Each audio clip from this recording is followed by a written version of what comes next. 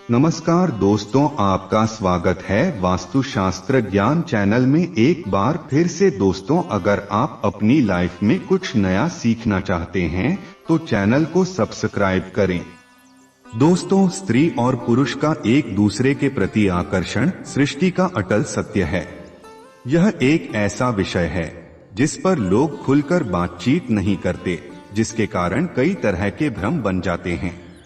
इस सृष्टि का विस्तार स्त्री और पुरुष के मिलन पर ही निर्भर करता है, लेकिन हिंदू धर्म शास्त्रों के अनुसार इस मिलन का भी एक उचित समय निर्धारित किया गया है।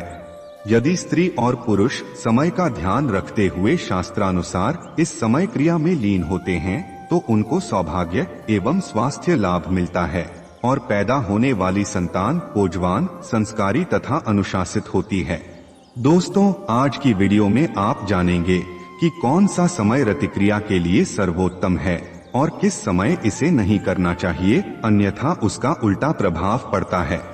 इसके साथ ही साथ हम आपको धर्मशास्त्रों में लिखित उन कारणों को भी बताएंगे जिससे स्त्री और पुरुष के संबंध मजबूत होते हैं और कमजोर भी। हमारे धर्म ग्रंथों में छिपे इन्हीं रहस्यमयी नियमों को जानने के लिए इस वीडियो को अंत तक जरूर देखें।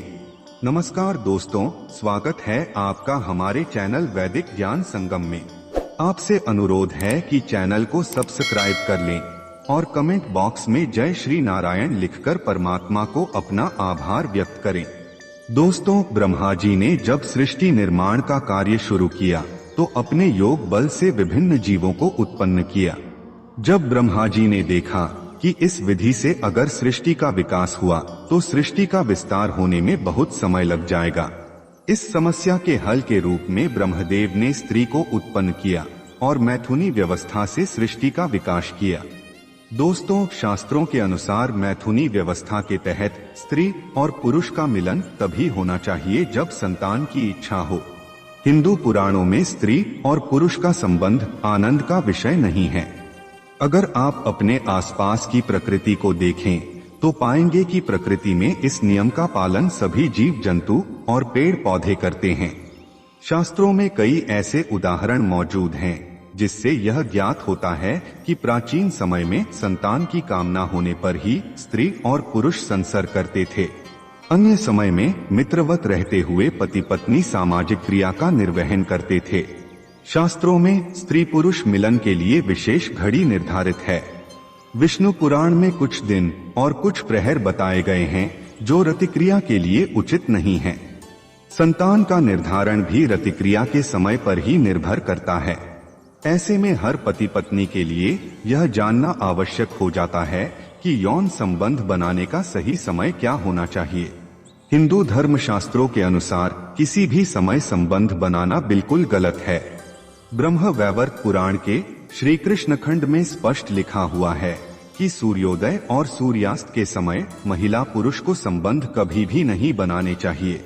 जो पति पत्नी ऐसा करते हैं वे रोगी और दरिद्र हो जाते हैं और उनसे पैदा होने वाली संतान भी अपने जीवन काल में विभिन्न रोगों और दरिद्रता को भोगती है।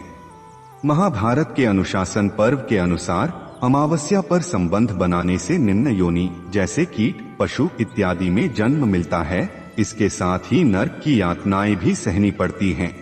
इसके अतिरिक्त पूर्णिमा, चतुर्दशी, अष्टमी तथा ग्रहण को संबंध नहीं बनाना चाहिए। इसके अलावा जन्माष्टमी, रामनवमी, होली, शिवरात्रि, नवरात्रि, अपने जन्मदिन पर, अपने सगे संबंधियों की मृत्यु पर और ऋतुकाल आदि में कभी भी शारीरिक संबंध स्थापित नहीं करना चाहिए। जो स्त्री पुरुष इस नियम का पालन करते हैं उनके घर में सुख, शांति, समृद्धि और आपसी प्रेम बना रहता है। जो ऐसा नहीं करते वह अपने घर में कलह, धन की हानि और आकस्मिक घटनाओं को आमंत्रित करने का काम करते हैं। आइए दोस्तों, अब आपको बताते हैं कि रति क्रिया के लिए सर्वोत्तम समय कौन सा है। रात्रि का पहला प्रहर रति क्रिया के लिए सबसे उचित समय बताया गया है। रात्रि का प्रथम प्रहर रात 12 बजे तक माना गया है।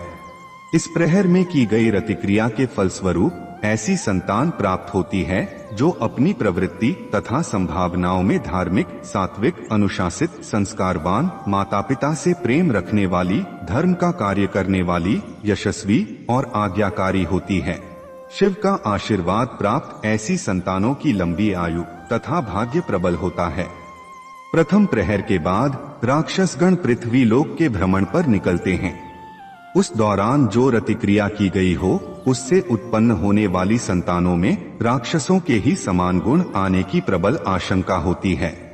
पहले प्रहर के बाद रतिक्रिया इसलिए भी अशुभकारी है क्योंकि ऐसा करने से शरीर को कई रोग घेर लेते हैं। व्यक्ति अनिद्रा, मानसिक क्लेश, थकान का शिकार हो सकता है और माना जाता है कि भाग्य भी उससे रूठ जाता है। महर्षि व्यास के अनुसार शास्त्र के अनुकूल समय होने पर भी जो व्यक्ति पराई स्त्री से संबंध बनाता है तो उस व्यक्ति को भयानक नरक में जाना पड़ता है। पहले उसे भेड़िया, फिर कुत्ता, फिर सियार, फिर गिद्ध, फिर सांप, फिर कौआ और अंत में बगुले का जन्म मिलता है। उसके पश्चात ही उसे मनुष्य जन्म की प्राप्ति होती है। दोस्तों, हमारे धर्म शास्त्रों में कुछ विशेष नियम बताए गए हैं जिसके अनुरूप चलकर व्यक्ति को स्वास्थ्य लाभ, सौभाग्य तथा सामर्थ्यवान संतान की प्राप्ति होती है। आइए अब उन नियमों को जानते हैं। दोस्तों, हिंदू धर्म शास्त्रों के पहले नियम के अनुसार मनुष्यों के शरीर में व्यान, समान, अपान, उदान और प्राण नाम के 5 प्रकार की वायु रहती है। इन पांचों में से एक अपान वायु ही मल, मूत्र, शुक्र, गर्भ और आर्तव को बाहर निकालने का कार्य करती है। इसमें से शुक्र को ही वीर्य भी कहा जाता है, यानी यह वायु संभोग से संबंध रखती है। शास्त्रों के अनुसार जब इस वायु की गति में फर्क आता है या यह किसी भी प्रकार से दूषित हो जाती है तो मूत्राशय और गुदा संबंधी रोग उत्पन्न होते हैं, जिस वजह से संभोग की शक्ति पर भी असर पड़ता है। अपान वायु ही स्त्रियों में माहवारी, प्रजनन और यहाँ तक की रतिक्रिया को भी नियंत्रित करने का कार्य करती है।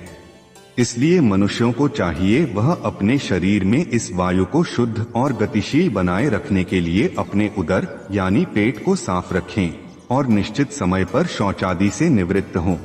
दोस्तों, दूसरा नियम कामसूत्र के रचयिता आचार्य वात्सायन द्वारा दिया गया है।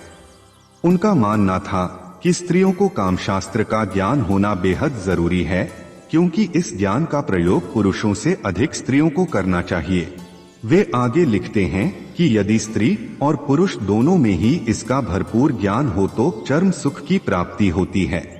वात्सायन के अनुसार सभी स्त्रियों को विवाह से पहले पिता के घर में और विवाह के पश्चात पति की अनुमति से कामशास्त्र की शिक्षा अवश्य लेनी चाहिए। इससे दाम्पत्य जीवन में स्थिरता बनी रहती है और पति अन्य स्त्रियों की ओर आकर्षित नहीं होता। इसलिए स्त्रियों को यौन क्रिया का ज्ञान होना आवश्यक है ताकि वह काम कला में निपुण हो सकें और पति को अपने प्रेम में बांधकर रख सकें। साथ ही आचार्य वात्सायन बताते हैं कि स्त्रियों को अपने किसी विश्वसनीय दाई, विवाहिता सखी, हमउम्र मौसी या बड़ी बहन, ननद या भाभी जिसे संभोग का आनंद प्राप्त हो चुका हो आदि से बिना किसी लज्जा के सहवास की शिक्षा लेनी चाहिए। इन सब के अलावा हिंदू धर्म शास्त्रों में ये भी बताया गया है कि पवित्र माने जाने वाले वृक्षों के नीचे, सार्वजनिक स्थानों पर, उद्यान में, शमशान घाट, वध स्थल, औषधालय और मंदिर में तथा ब्राह्मण और गुरु के निवास स्थान में संभोग नहीं करना चाहिए। यदि कोई व्यक्ति ऐसा करता है तो शास्त्रानुसार उसको इसका बुरा परिणाम भुगतना पड़ता है। हमारे धर्म ग्रंथों में स्त्री पुरुष के रतिक्रिया के लिए रात्रि के पहले प्रहर को उचित माना गया है, लेकिन कई कर्मों को रात्रि के समय करने से मना भी किया है। ज्योतिष शास्त्र के अनुसार देर रात तक जागने से कई ग्रहों के अशुभ प्रभाव का सामना करना पड़ता है। उदाहरणतः रात को देर तक जगने से चंद्रमा कमजोर हो जाता है। इसके कमजोर होने से स्मरण शक्ति कमजोर होती है। चंद्रमा मन का कारक ग्रह है। इसके कमजोर होने से मन अशांत और चिड़चिड़ा हो जाता है। इससे आपके नौकरी, व्यवसाय के साथ ही साथ आपसी संबंध के ऊपर भी प्रतिकूल प्रभाव पड़ता है। यही नहीं बल्कि सोने से पहले रुपए पैसों का हिसाब किताब भी नहीं करना चाहिए। इससे बुध ग्रह प्रतिकूल हो जाता है। यह व्यापारियों को आर्थिक मामलों में प्रतिकूल प्रभाव देता है। शादीशुदा लोगों के वैवाहिक जीवन पर भी इसका नकारात्मक प्रभाव होता है। वाणी में प्रेम और मधुरता कम हो जाती है, आचरण उग्र और बातों में क्रोध दिखने लगता है और इसका प्रभाव आपके आपसी संबंध पर भी पड़ता है।